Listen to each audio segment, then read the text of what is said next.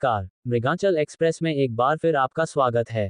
प्रभु नाम संकीर्तन ही मोक्ष का एकमात्र साधन है। ब्रह्मचार्य जी महाराज। सिलवानी से शिव कुमार साहू की रिपोर्ट।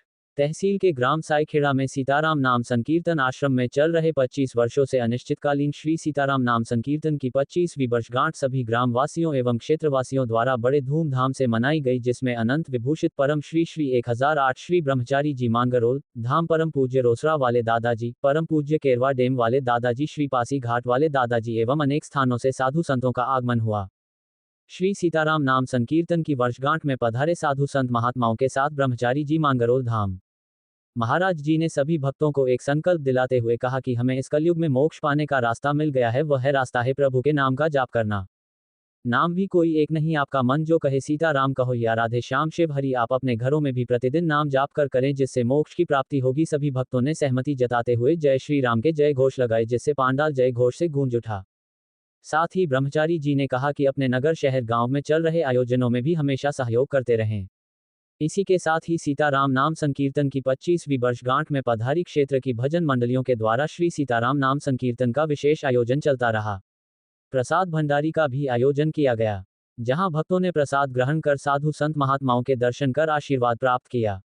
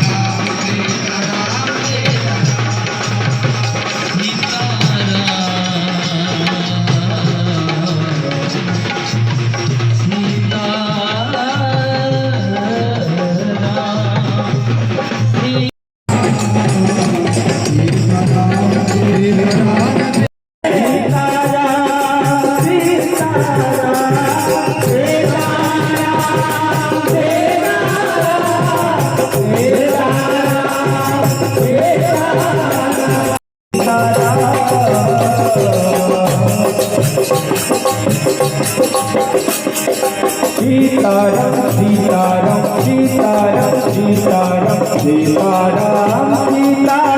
सीताराम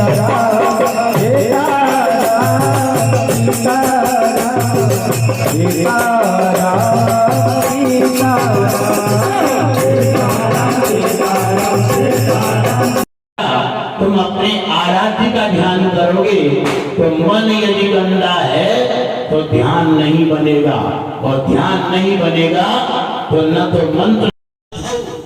ये मन पराई स्त्रियों पर कुदृष्टि डाल डाल के ये मन को जला डाला, और ऐसे मन के द्वारा, जले मन के द्वारा, अपवित्र मन के द्वारा तुम अपने आराध्य का ध्यान करोगे, क्या मंत्र का ध्यान करोगे तो क्या मंत्र सिद्ध होगा? ये विधा त्रेता में गड़बड़ा गई। त्रेता में तो थी, द्वापर में गड़बड़ा गई। त्रेता में सारे ऋषि मुनि ब्राह्मण, जिसका जो अन्न खाता है उसका वो पाप खाता है, ध्यान देना।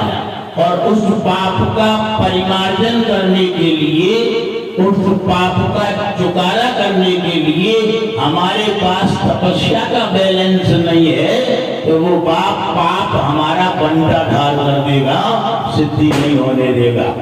ध्यान देना, जीव पराया अन्न खा खा उससे अब तुम हनुमान चालीसा, हनुमान जी को सिद्ध करना चाहो, गणेश जी के पाठ करके गणेश को सिद्ध करना चाहो, दुर्गा जी के पाठ चक्कर में ऐसी होड़ लगी है, परंतु नहीं, त्रेता युग में ये होड़ नहीं लगती थी।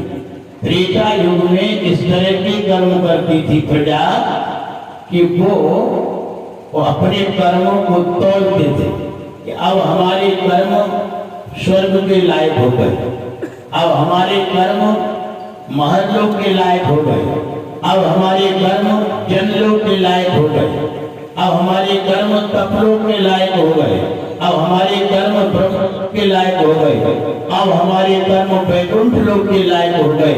इस तरह की लोकार्जन का होड़ लगती थी। ये त्रेता युग की प्रधानता, सब सिद्धियां होती थी। सारे देवी देवताओं की सिद्धियां होती थी। मंत्र बोला नहीं कि देवता सामने हाजिर हुआ नहीं, तो सिद्ध होते थे। हाथ शुद्ध थे, वाणी शुद्ध थी, मन शुद्ध था, ध्यान देना। किंतु त्रेता के बाद जब द्वापर आया तो द्वापर में वो शुद्धि नहीं रही, ध्यान देना। तो द्वापर में भगवान की प्राप्ति का मार्ग बदल गया। द्वापर में अब यज्ञादि कर्म से, वैदिक मंत्रों के उच्चारण से देवता लोग और परमात्मा नहीं मिलते लगे। द्वापर की क्षमता और बढ़ गई। द्वापर में ऋषियों ने देखा कि अब मंत्र सिद्ध होता नहीं है। ऐसी कंडीशन में ऋषियों ने ये भगवान का अर्चा विग्रह को प्रतिष्ठित करके वेद मंत्रों के द्वारा जो चुनिंदा ऋषि मुनि थे, जिनको मंत्र सिद्ध थे, ऐसे मंत्र सिद्ध महर्षियों ने मंत्रार्थ प्रतिष्ठा करके